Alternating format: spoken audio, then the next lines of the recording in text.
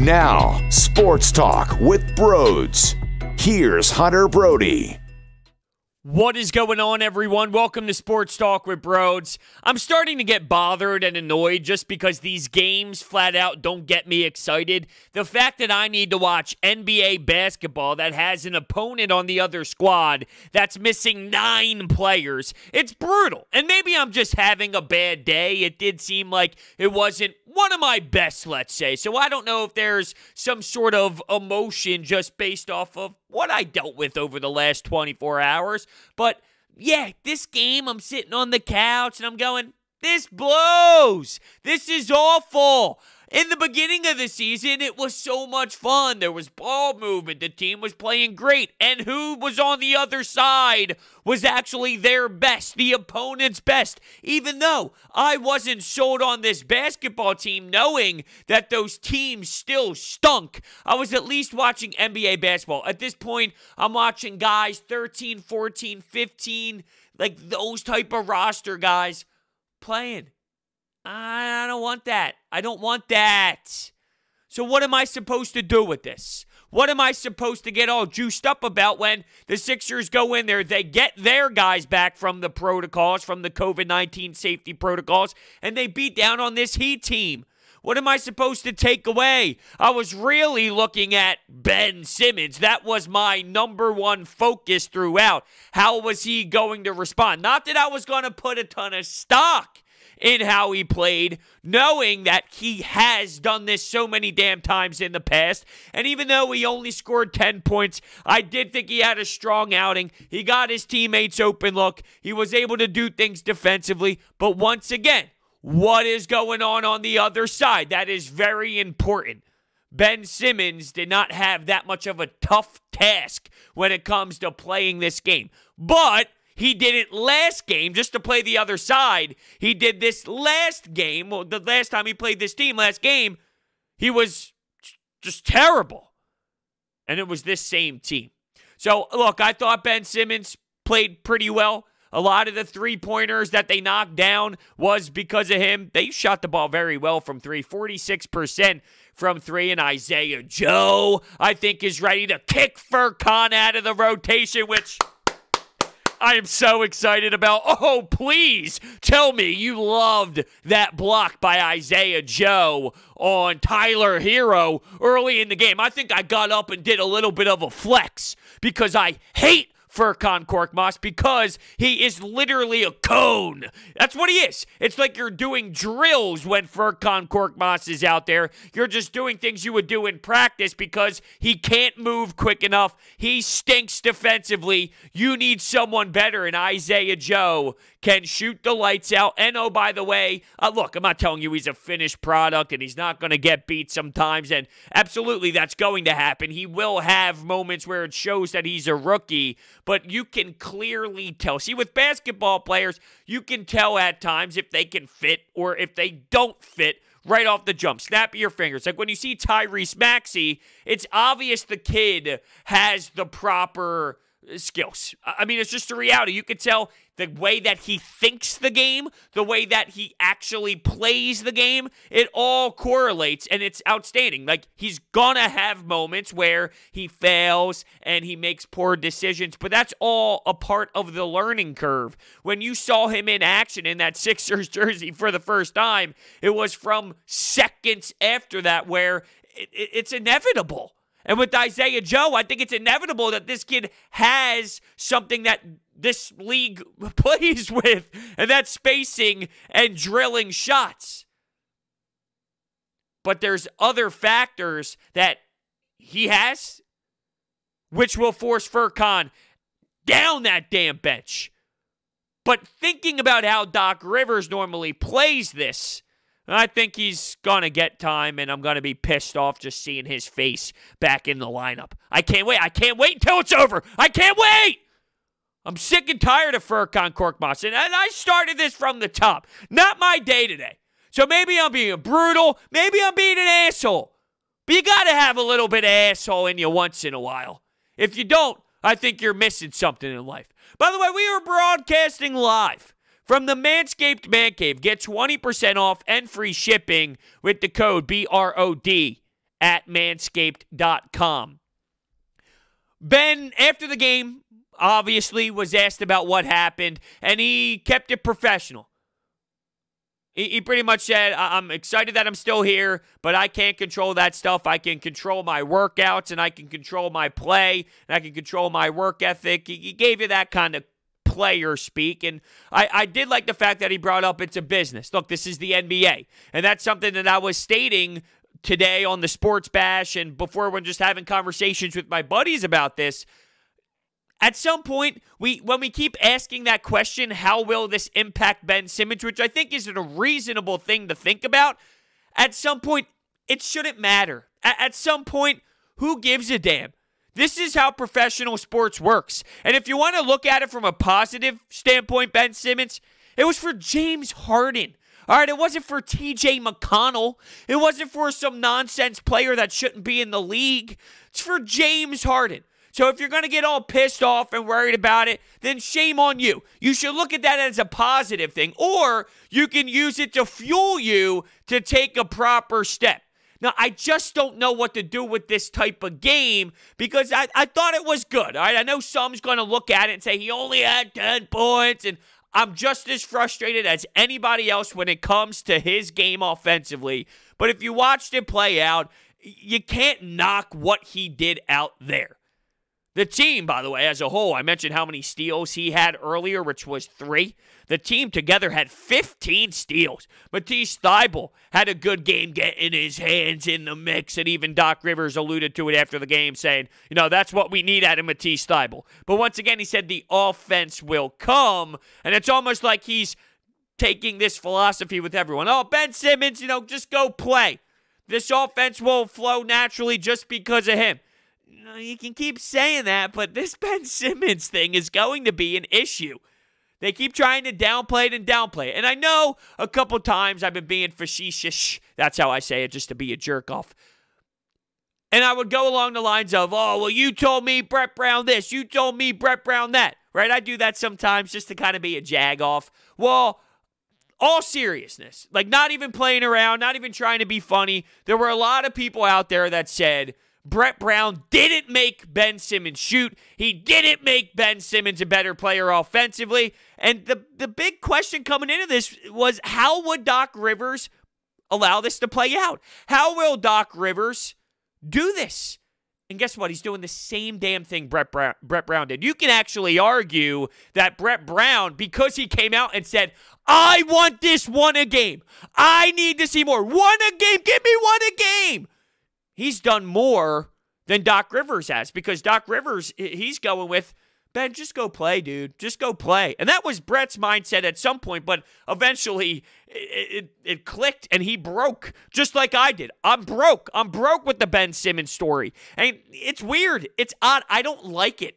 I do not like the fact that I'm watching Ben in this way, but it's sort of like when someone you're really close to does something that bothers you so much and you will never forget about it. Even if you move past it and you're still friends with them, obviously, and you're still close with them, you still do the same things, but you will never, ever forget what they did. It will always be dug in the back of your mind. Well, with Ben, I'm definitely hanging off a cliff, and there's just so much pain involved. Frustration and pain. But I was talking about something. I lost my train of thought when it came to Ben Simmons. I don't know. I don't remember. But I do know. Oh, the corner 3. That's what I wanted to bring up because I was talking about Brett Brown begging him to shoot. Yeah, the corner 3. He took one. At what point do I not talk about that?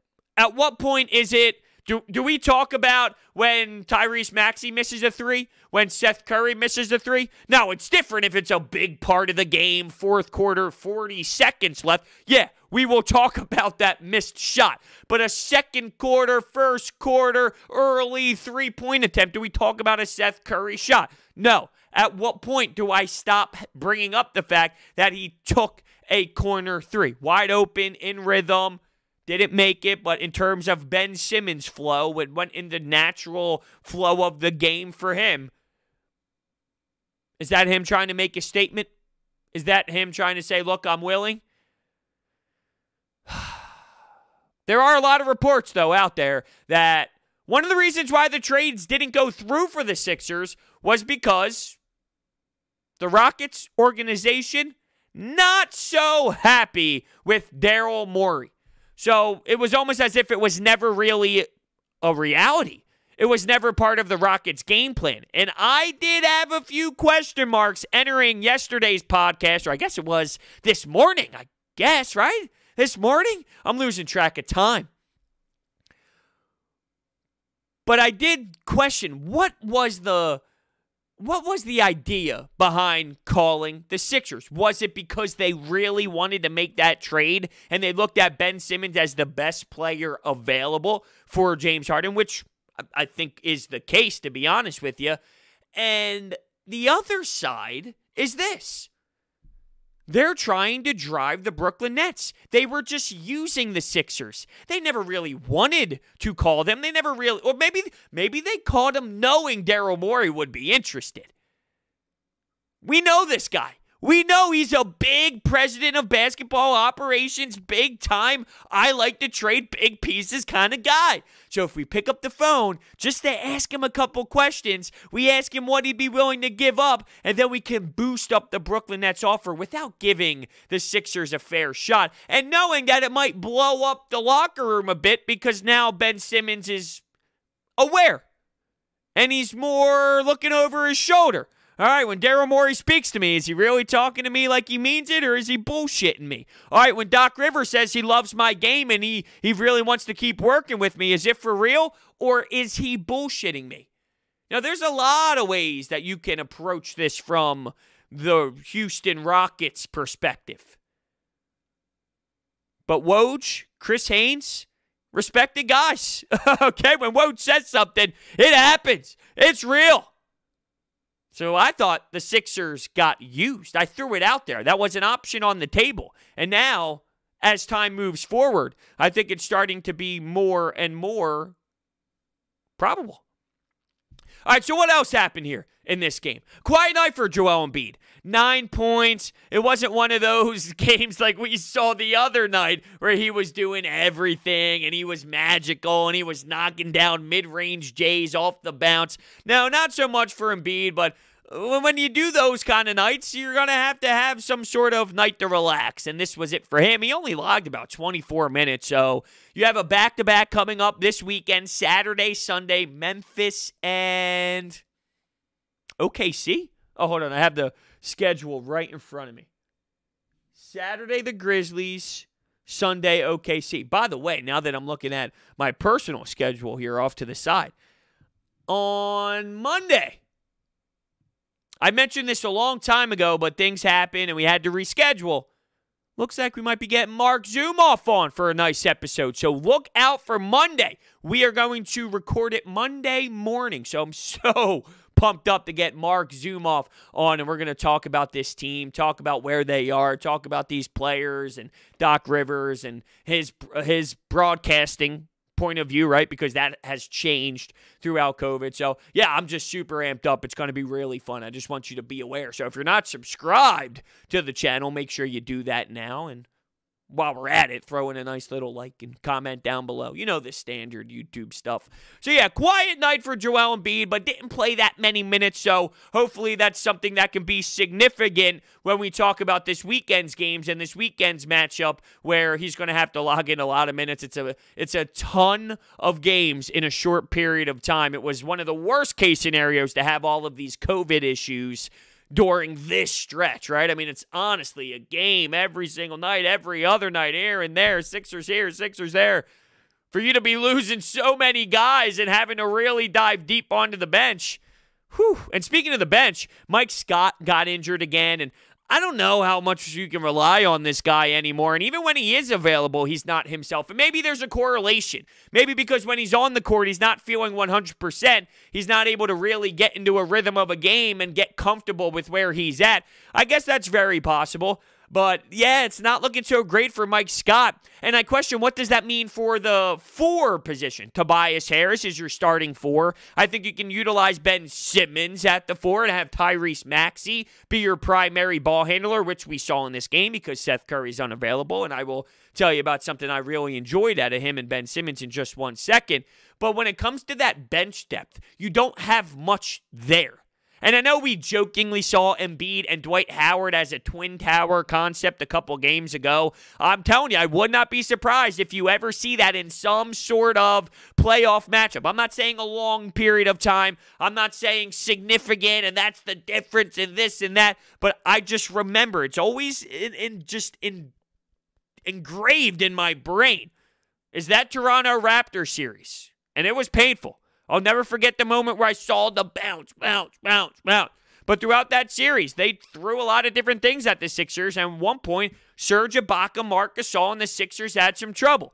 Will you see a couple minutes of Dwight Howard and Joel Embiid? But I digress because I'm seriously looking at that 4 position at a more serious rate, not so much just sprinkled here and there for my imaginary adjustment that Doc Rivers might use one day that I'm going to point back to and go, Oh, Brodes is right. No one ever tells you when you're right in this business. It's always when you're wrong.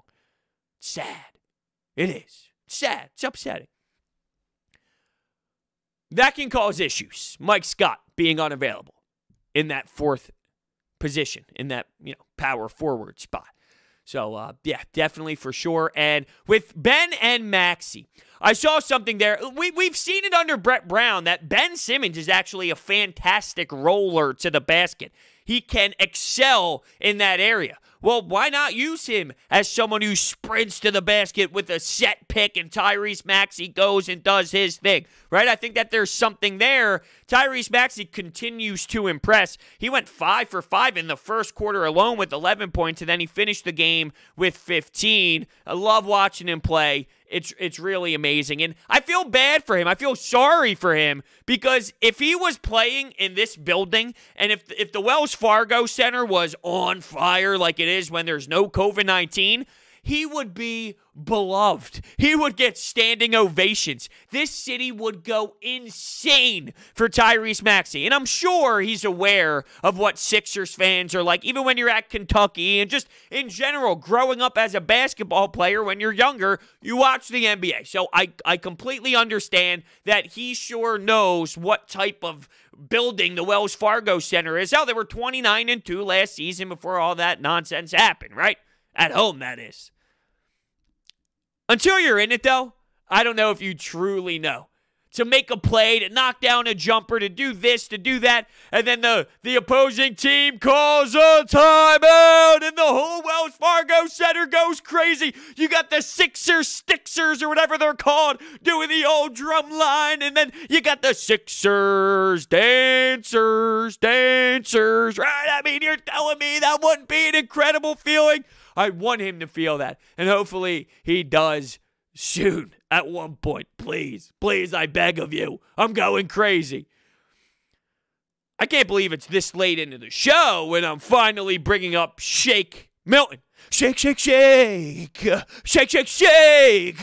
Unreal. 30 points, 31 points to be exact, and 7 assists all over the place. Was it the end of the first quarter? I think it was. Yeah, it was the end of the first quarter. The Sixers ended the quarter on a 14-1 run, and there was this crazy possession where it looked ugly. It looked hideous. It was almost as if the Sixers were going to waste an opportunity to maybe snag a bucket late. And what do you know? Here's Shake Milton, guy in his face, and he's almost double clutching the shot, drains it, nothing but net. He started out the game really, really well, and then he obviously finished it that way as well. But yeah, Shake Milton was scoring in so many different ways and just bringing that versatility and that confidence. It's like, go get that 30-point performance. Go get that 31. Doc was saying late. Go get it. He sure did. Great handles, great vision. And this is coming off of not playing basketball and being quarantined and being on that contact tracing list. Him, who else was it? Matisse Thybulle had a strong game. Tobias Harris, he started out really well too. He was like getting bucket after bucket after bucket within the first couple of minutes of the first quarter, 9 points, right? So like Tobias Harris was on a roll. Looking like he just didn't miss a beat, didn't miss a step, continued to play the way that he was prior to him being forced to not play. Speaking of that, how many games are going to get postponed? I mean, are you kidding me? All these games are getting postponed around the league, yet the Sixers are playing teams that stink. The Sixers are being forced to play games with not enough guys and dressing someone who's injured, who's not going to play. I don't want to be that guy. I really don't. But I'm not going to fake the way I feel. This is garbage. There used to be a time this year where I was excited to get home from work because I leave the radio station at 6. I get home around 6:52. Dinner's made, bang, I eat, the game starting. I used to be excited for that. This, I'm doing half dozes sometimes because it's not that fun. Like, it's fun because the team has been looking good this game and they're hitting from three, they're moving the basketball. But what do I do with that information if I know they played you and me? Seriously, though, with all due respect. Couple guys out there, Tyler Hero had a beautiful step back in the corner early that made me... I almost said something I probably shouldn't have. I enjoyed it. Let's just say that. His step back is clean. He did that a lot last game, too, right around the mid-range game. I mean, he does it all the time. That's part of who he is, and that's something he does so well. But it's so smooth. It really is. What else is smooth? DraftKings and what they offer for you. While the holiday season may be over, the sports calendar is in full swing this week. From collegiate to professional sports, there's no shortage of action, and there's no better place to get in on all the action than with DraftKings Sportsbook. To celebrate this year's football playoffs, DraftKings is giving all new players the chance to bet on any of this weekend's professional football games at 100-1 odds. That's right, bet $1, and if your team wins, you cash $100. Do not forget, the 2021 basketball season has tipped. DraftKings has daily odds boost. Download the top-rated DraftKings Sportsbook app now and use promo code Brodes when you sign up to get 100-1 odds on any football game this weekend. That's code Brodes for new players to get a shot at $100 on any football action this weekend. For a limited time, only at DraftKings Sportsbook. Must be 21 or older. Restrictions apply. Pennsylvania only. In partnership with Meadows Racetrack and Casino. See DraftKings.com/sportsbook for details. Gambling problem? Call 1-800-GAMBLER. Yeah, it's just getting a little awkward for me. It's just getting a little annoying for me. And I don't know if I'm the only one feeling this way. I don't know if I'm just out there, if I'm the outlier, but it's hard for me to truly enjoy these games. And look, maybe there's Sixers fans out there that just enjoy the Sixers. They don't take into account who's on the other side, what players are available. But, I mean, seriously, we're talking about Jimmy Butler not being available and Dragic not being available and Bam Adebayo not being available and Avery Bradley not being available and Leonard not being available. Like, these are pieces to their team that matters, and you would be playing a completely different squad. The spacing would be different. Guys would be defended differently. It's funny I mentioned that. Early in the game, it was almost as if the Miami Heat were going to try and make Ben Simmons uncomfortable because of the rumors. Every time he touched the ball, he's getting 2 guys, 3 guys on him. That died out a bit. Getting back to the point, though, about the Miami Heat not having those individuals available, it's crushing. It's so different for me. Some might just be looking at the Sixers and seeing what they're capable of doing. I just don't know if this necessarily means they are capable of doing this against great opponents. That's all. I'm having a hard time trying to connect the two. I will say this, though, because it's been a decent amount of games now. There's been a lot of times where I say this phrase to myself. I don't know if they could shoot this high from 3 as a team. And maybe that's because I'm just not used to actually having legit 3-point options. They really do throughout the roster. See, last year, you only had Furkan as like your legitimate spacing the floor guy. And yeah, I'm even giving him credit to say that. That's shocking, right, Brodes? What the hell are you doing? I don't know. I'm going nuts. Now you have Seth Curry when he's available, Danny Green, Isaiah Joe, Shake Milton can hit from 3. Like, you just have so much more spacing as a whole. It's tremendous. But I catch myself saying this. Man, I don't know if they can constantly shoot this high from 3.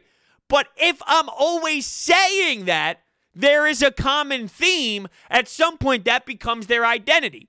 So they shot 46% from three in this game, but there's been times where they shot 54, 60% for a long period of time, 3 quarters throughout a game, and then by the time the bench players came in, it was falling to maybe 50, 52, but, you go through these big stretches of 64%. Is that really who they are? Are they somewhere in between the 40 and the 60? Do they fall in that range? Is this only happening because Jimmy Butler's not out there and other guys aren't out there? It's hard. What are they? Who are they? There is that common theme, though. So I'm going to start recognizing for full effect here, just to make it clear. I think I'm getting close to that assessment period of me saying, all right, there's something to this insane high percentage from three. Because they're doing it. They're doing it as a team. And Doc always said that right from the jump when he got here. I don't care who scores. I don't care how they score. I don't care about, specifically who, what play, when, what spot on the floor.